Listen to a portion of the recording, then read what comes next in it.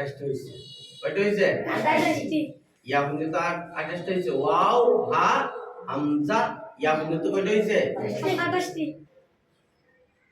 না 29টা হইছে কয়টা হইছে 29টা এরপরে 30টা হওয়ার জন্য কি করতে হবে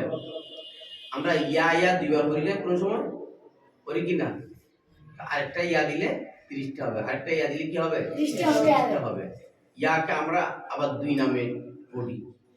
ইয়ায়ে মারুফ ইয়ায়ে মাজহুল ইয়ায়ে মারুফ ইয়ায়ে মাজহুল তো ইয়ায়ে মারুফ এটা 31 নম্বর ইয়ায়ে মাজহুল এটা 32 নম্বর বুঝা যাচ্ছে তাহলে আমরা এখন 32টা হরফের মশক করব কয়টা হরফে 32টা হরফে এই কায়দার প্রথম পৃষ্ঠাটা যখন আমরা পড়ব এখানে তিনটা ধরন তিনটা রকম হয় তিন ফ্লেভার হয় এখানে কিছু হরফের মধ্যে একদম মদ নাই আলিফ হামজা তা হামজা দর্শিতে মদ আছে না হামজা এরকম টানি করো আবার কোন কোন হরফের মধ্যে কিছু হরফের মধ্যে মধ্যে তবাই এক আলিফ মদ আছে আবার কিছু হরফের মধ্যে মধ্যে লাজেম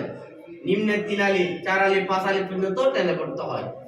তো আমি 4 আলিফ পর্যন্ত আঙ্গুল দেখাইছি 5 আলিফও টানা যাবে কেন আবার নিচে কতটুকু 3 আলিফ 3 আলিফে নিচে নয়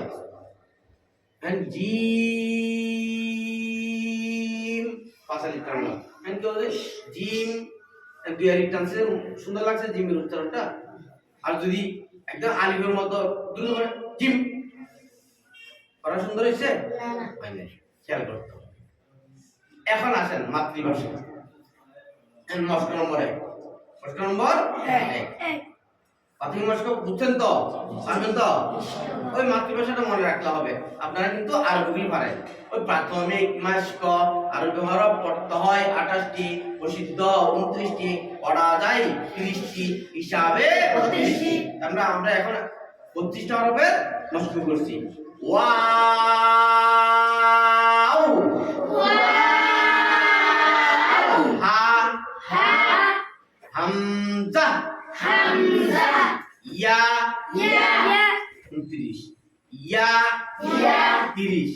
ইয়ায়ে মারুফ 31 ইয়ায়ে মাজহুল 32 হইছে ইয়ায়ে মারুফ দিয়ে আল্লাহর পরিচয় দেব মারুফ মানে পরিচিত